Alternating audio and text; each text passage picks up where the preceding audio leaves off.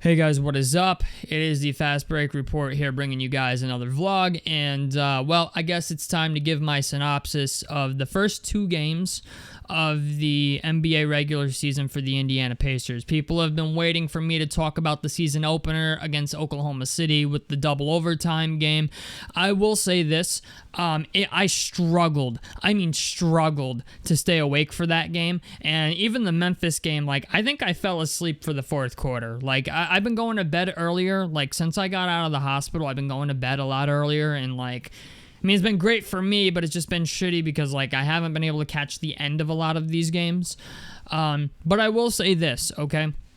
I have seen most of these games, and I'm going to say this, okay? Andrew Nembhard played like shit in the first game against OKC. He shot 0 for 5. I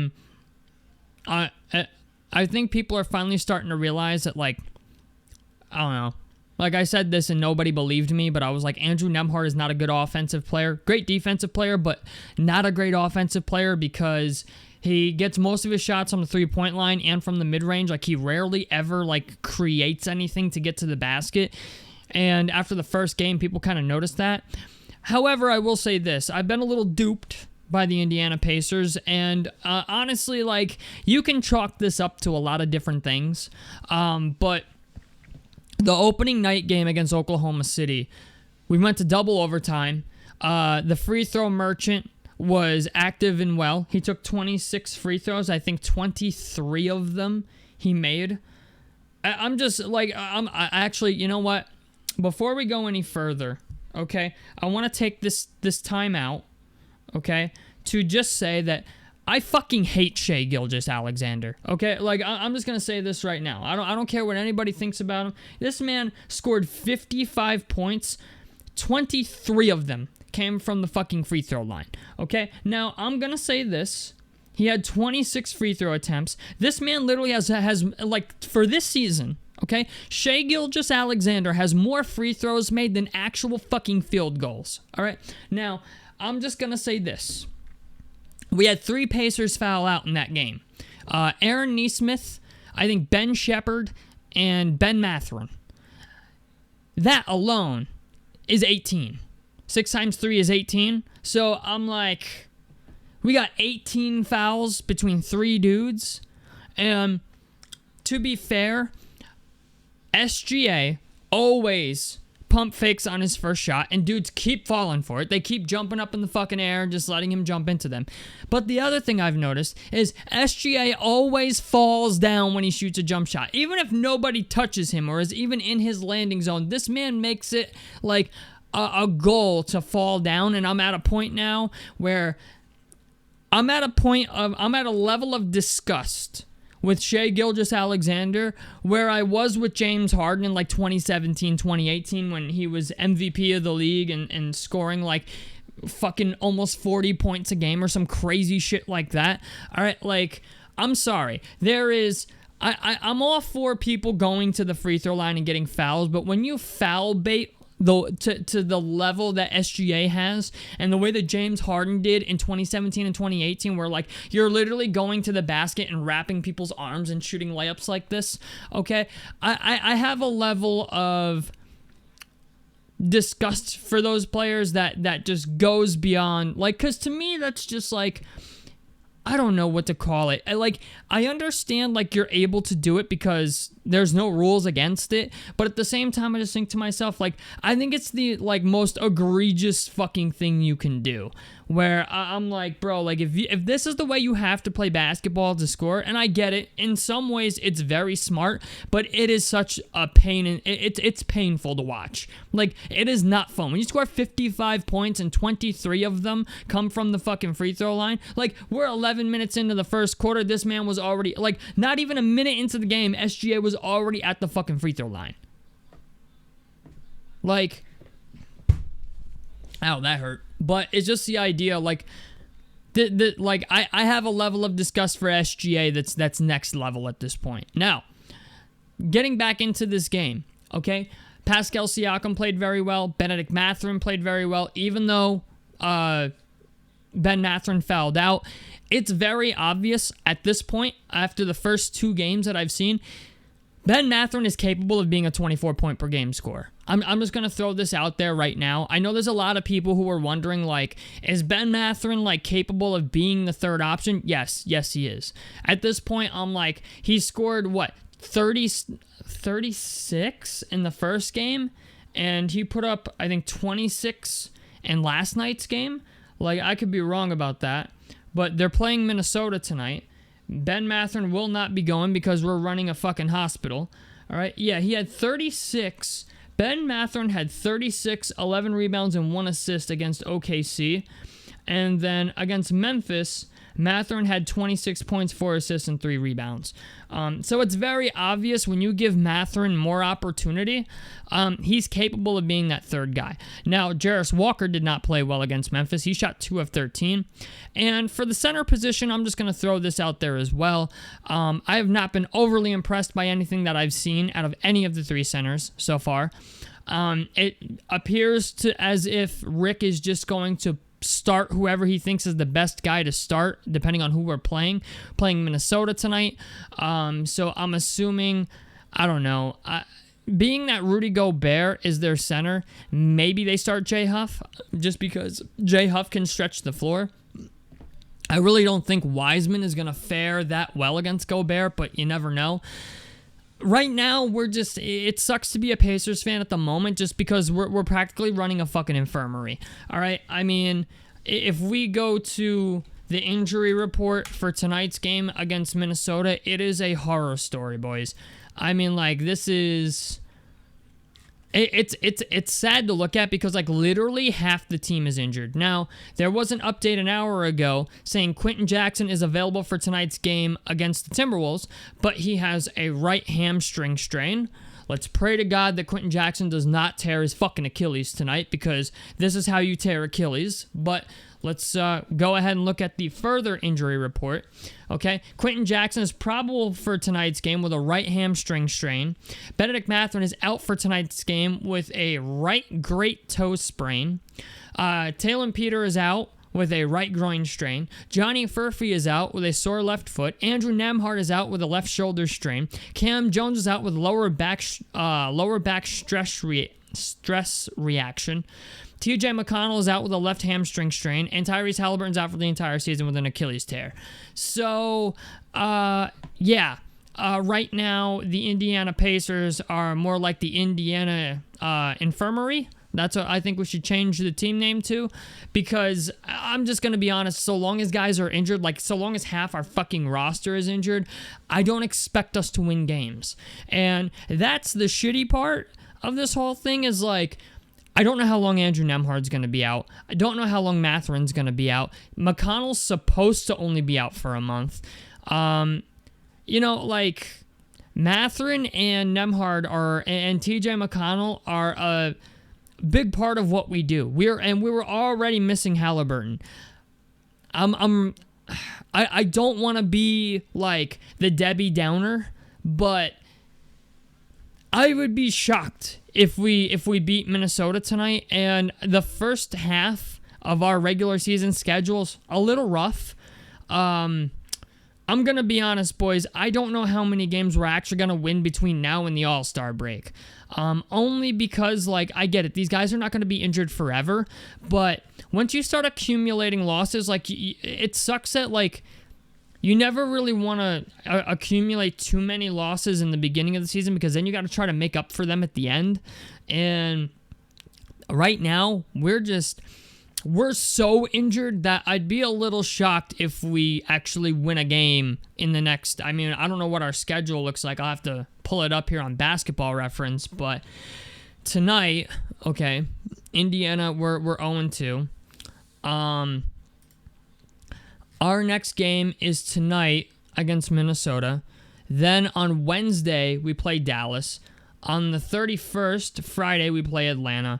Then we play Golden State November 1st. We play Milwaukee November 3rd.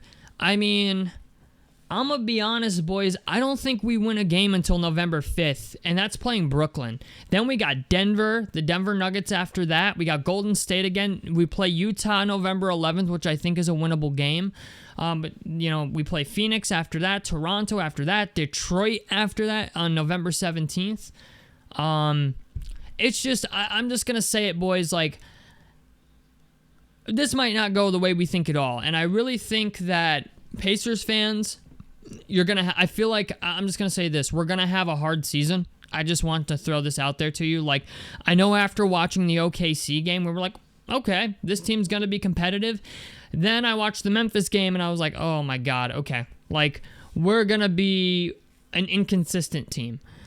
So who knows? Like, I don't know. We could beat one of these teams, but, like, I'm really worried that we're not going to, like, I'm worried that we will get to the All-Star break and not have more than 10 wins. That's my problem. I think we're actually going to have potentially less than 10 wins. And I don't want that to be the case, but it is a possibility. And I just want to put that out there. I want people to understand that because I just feel like right now, like, I feel like to start the season, a lot of Pacers fans don't have realistic expectations of this team. And while the team is still capable of being competitive, it is going to be very, very hard.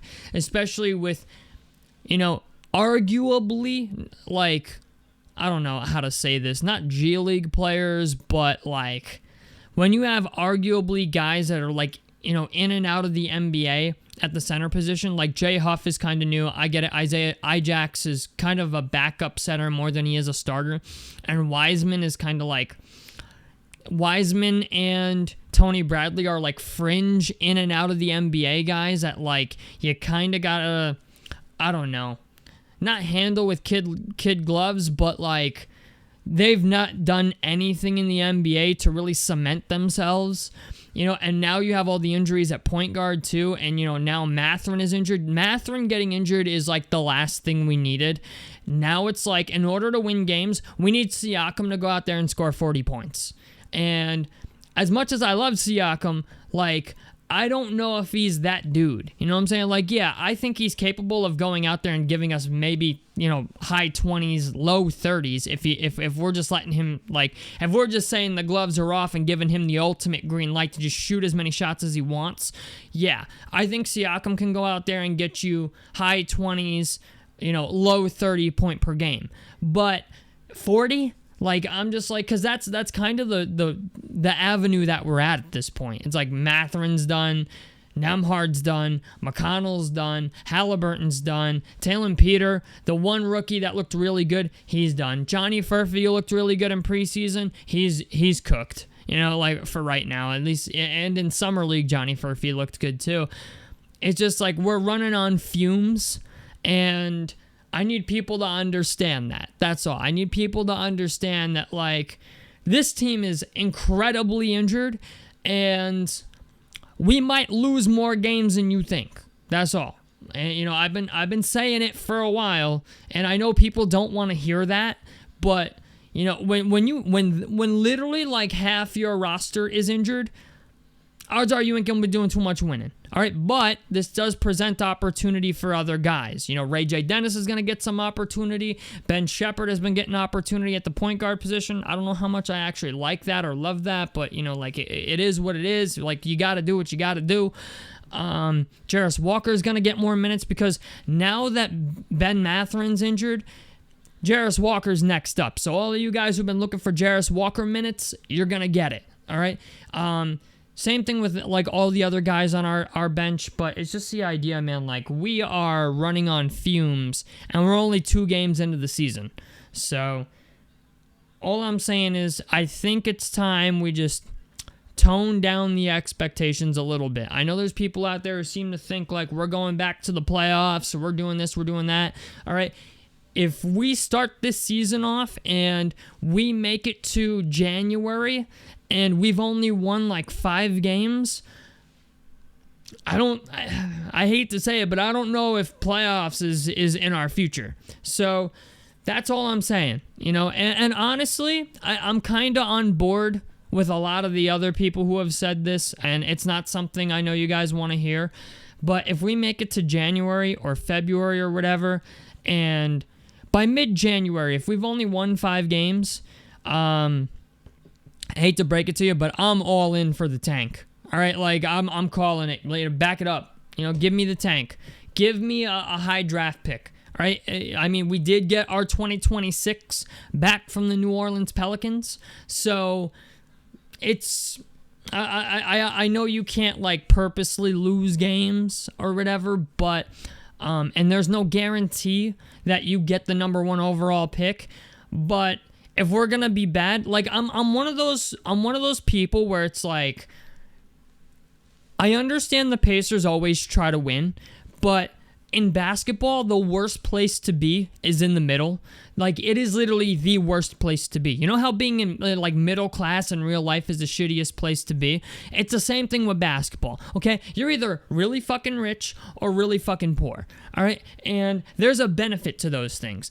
But if you're in the fucking middle, there's no benefit to it because you're not winning an NBA championship, but you're also not getting a high draft pick, okay? Maybe you sneak into the lottery and, like, outside of the top 10 or at the back end of the top 10. I think if you're going to be bad, you should be really fucking bad, all right? And if you're going to be rich or good, you should be really fucking good, all right? And I understand this year's kind of a development year. We've all looked at it that way, and I will continue to look at it that way. I'm not expecting anything super serious out of the Pacers this year. I don't think like other Pacers fans should either. I've only got them winning 42 games, which that might even be a little much at this point. But I just think like we're kind of at a crossroads. You know what I'm saying? We're at this point where the team's going to be really bad for 1 year, like really bad. We should maybe think about making the most of it. That's all I'm saying. Okay? Like, I know I know season ticket holders and I know fans don't want to hear that, but you just went to the NBA Finals last year. If you can get yourself a top 5 pick in the upcoming draft by being ass and being really ass, then I'm like, damn, like Tyrese Halliburton comes back to Jarris Walker, Ben Mathurin, who's taken a step, Pascal Siakam, TJ McConnell, Andrew Nembhard, plus potentially a top 5 pick that we got in the draft to maybe run at that center position. Like, at a certain point, I'm just like, maybe that's something we should start to think about. Well, maybe not now, but at the end of the year, like, we should start to think about that. Because I really don't think this team's going to win as many games as I thought. I thought we'd win 42, but if half our roster is going to be injured and, like, I don't really have a timetable for every single person that's injured. Some of these people just got injured, like, last night. So I'm like, you know, I'm just like, maybe we end up getting a high pick anyway. I do know there's a reason the front office traded for that 2026 first-round pick back from the New Orleans Pelicans. But just, it sucks. This is going to be a rough season. This is really going to test, I think, Pacers fans. I don't even think it's going to test their loyalty, but it's definitely going to test their, I don't know, want to watch games, especially if, like, you know, the team is just going to be as bad as it is with everybody injured. But at the same time, I just think to myself, like, it's one season. If we just got to get through one, you know, rocky season, and then once Halliburton comes back, right, we can start, like, talking about championships again. We can start talking about playoff runs again. But I just feel like for this particular season, I think fans need to lower the expectations a little. So, tell me what you guys think about this down below in the comment section below. A like helps me out. Subscribe if you guys want to see more. I'm the Fast Break Report, and I'm out of this motherfucker. Peace, guys.